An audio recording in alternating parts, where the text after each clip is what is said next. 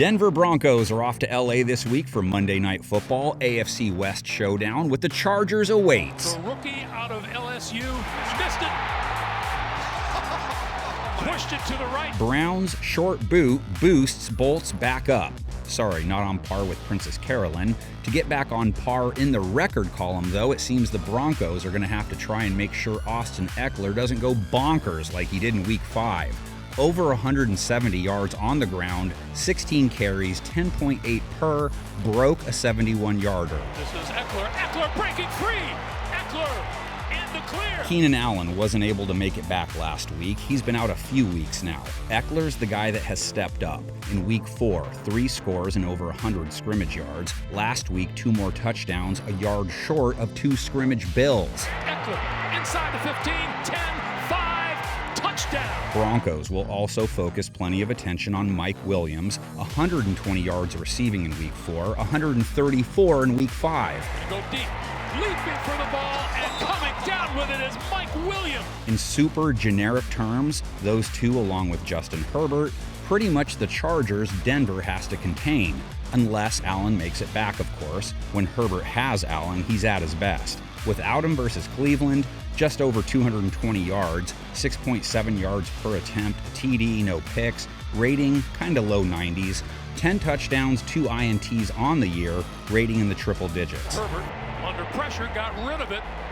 That's Ekeler. Ekeler to the 5. Ekeler to the end zone for the touchdown. Herbert will be up against a very tough pass defense. Broncos held Matt Ryan to under 7 yards per attempt, a rating of 60.1, no touchdowns, 2 INTs. They've put up good numbers against the pass on the season. Good protection this time. Throws.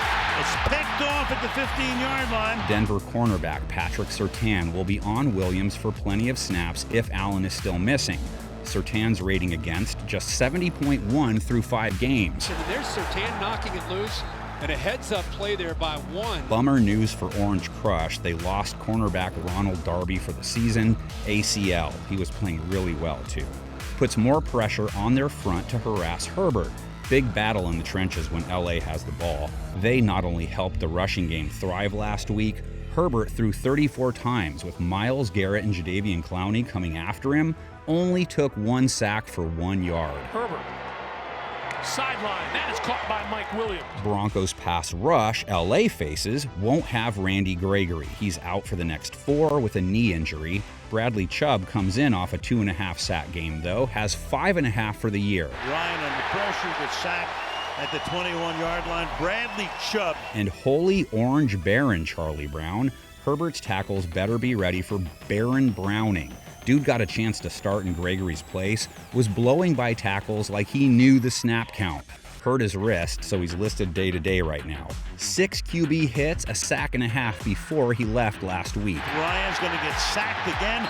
There is Baron Browning. How about the Denver run defense Ekeler takes on? They've given up 4.9 a run on the year, 4.8 to Indy's Deion Jackson. On the ground, big hole, Deion Jackson. Pass defense will be more important to LA on defense in this contest. Denver tried to ride its passing attack all the way to the end in Week 5. Fires caught, and going to be a little short of the first down. That Bronco fan in the back there is not amused. Neither were hosts of Denver fans. You've seen people walk out of a bad movie. Maybe Broncos faithful were expecting Jaws and they got Sharknado. Wilson's play in orange, more like a B flick so far. The real end of that game, symbolic of his 2022.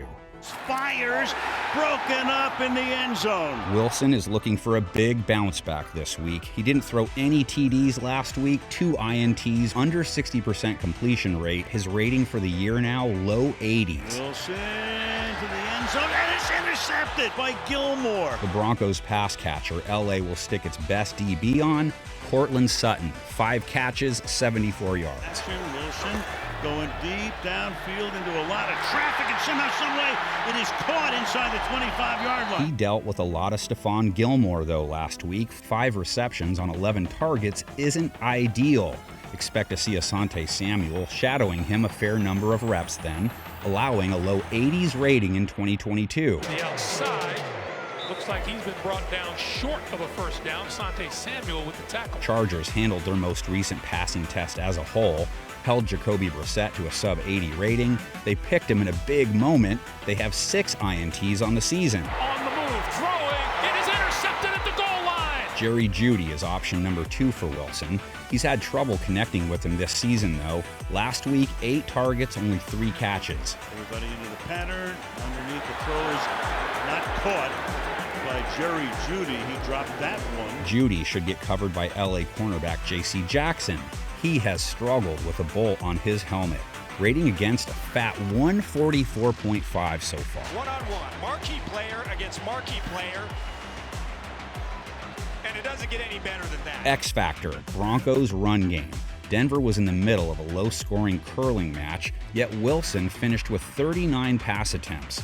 Melvin Gordon, 3.6 yards per carry last week. They got a little something from Mike Boone, so we'll see.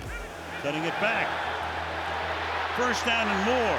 19-yard line goes Mike Boone. Another X factor in this game, Broncos O-line, Chargers pass rush. Denver gave up 4 sacks. That's kind of par for the course with Wilson. Chargers didn't produce a single one. And Broncos fans will be watching their third down O-face closely. 2 for 15 last week.